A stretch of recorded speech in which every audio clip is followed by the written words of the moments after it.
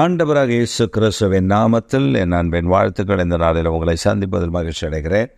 இன்றைக்கு நம்முடைய தியானத்திற்காக நாம் தெரிந்து கொள்கிற வேத வசனம் 1 கொரிந்தியரின் புஸ்தகம் 15ஆம் அதிகாரம் 57ஆம் வசனம். நம்முடைய கர்த்தராகிய இயேசு கிறிஸ்துவினாலே நமக்கு ஜெயம் கொடுக்கிற தேவனுக்கு ஸ்தோத்திரம். நம்முடைய கர்த்தராகிய இயேசு கிறிஸ்துவினாலே நமக்கு ஜெயம் கொடுக்கிற தேவனுக்கு ஸ்தோத்திரம். எவ்வளோ அழகாக சொல்கிறார் பவுல் அடியார். அந்த கொரிந்து சபைக்கு, அந்த ஜனத்திற்கு சொல்லும்போது சொல்கிறாரு, நம்முடைய கர்த்தராகிய இயேசு கிறிஸ்துவினாலே நமக்கு ஜெயம் கொடுக்கிற தேவனுக்கு ஸ்தோத்திரம். இயேசு கிறிஸ்துவின் மூலமாய் நமக்கு ஜெயம் கிடைக்கிறது, அதற்காக ஸ்தோத்திரம். இயேசுவின் நாமத்தினால நாம் ஜெயிக்கிறோம், அதற்காக ஸ்தோத்திரம்.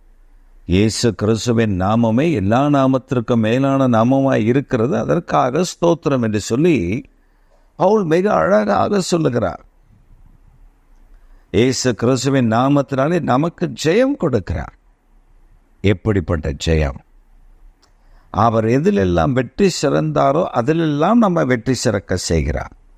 பாவத்தை வெற்றி சிறந்தார், சாபத்தை வெற்றி சிறந்தார், அக்கிரமத்தை வெற்றி சிறந்தார், தீமையை வெற்றி சிறந்தார், சாத்தானை வெற்றி சிறந்தார்.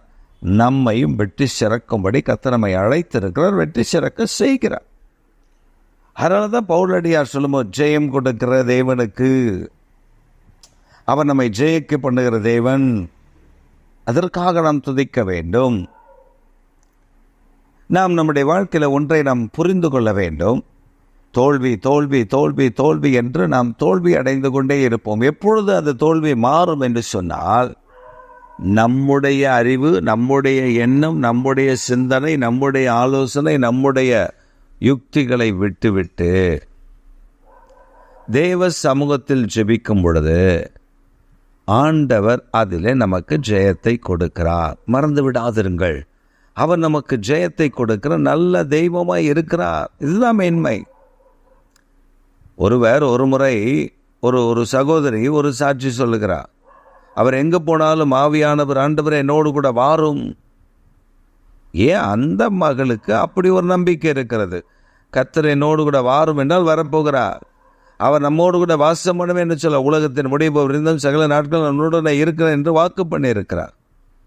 என்னை நோக்கி கூப்பிடு, அப்பொழுது நீ அறியாத உனக்கு கேட்டால் பெரிய காரியத்தை உனக்கு அறிவிப்பேன் என்று சொல்லியிருக்கிறார், வாக்கு பண்ணியிருக்கிறார்.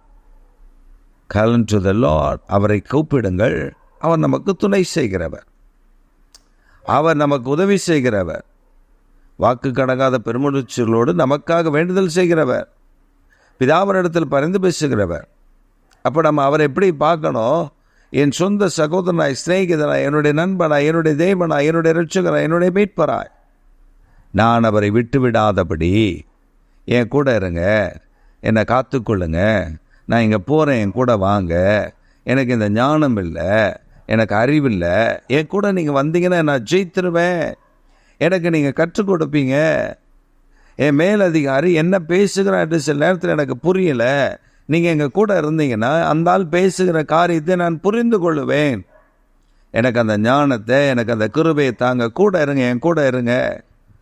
எக்ஸாம் போகிற பிள்ளைங்க நல்லா ஜெபித்து நல்லா படித்து அந்த பிள்ளைகள் கேட்கிறது, தேவனே என் கூட இருங்க. அந்த எக்ஸாம் காலில் நான் போகும்போது ஒரு பயம் வருது, அந்த பயம் வராதபடி தடுக்கும்படி என் கூட இருங்க. அதாங்க ஜெயம், அதான் வெற்றி.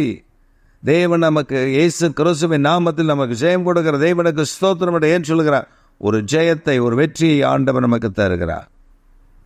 இன்றைக்கும் அதை செய்ய ஆண்டவர் விரும்புகிறார்.